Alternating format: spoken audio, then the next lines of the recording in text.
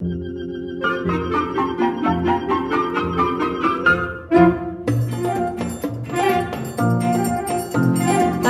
una casetta piccolina in Canada, con vasche e pesciolini e tanti fiori di lilla, e tutte le ragazze che passavano di là dicevano che bella la casetta in Canada.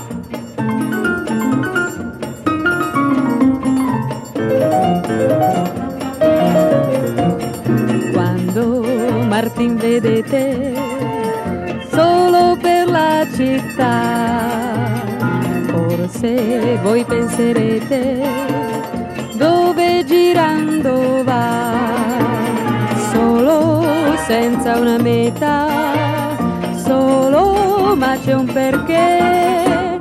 Aveva una casetta piccolina in Canada, con vasche e pesciolini e tanti fiori di lilla, e tutte le ragazze che passavano di là dicevano che bella la casetta in Canada. Ma un giorno per dispetto Pinco Panco l'incendiò, e a piedi poveretto senza casa lui restò. Allora cosa fece? Voi tutti chiederete, ma questa è la sorpresa che in segreto vi dirò. Lui fece un'altra casa piccolina in Canada, con vasche, pesciolini e tanti fiori di lilla, e tutte le ragazze che passavano di là dicevano che bella la casetta in Canada.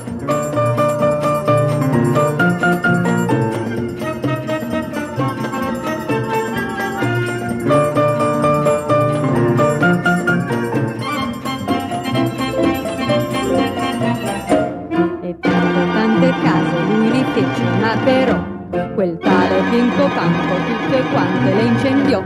Allora cosa fece? Voi tutti lo sapete.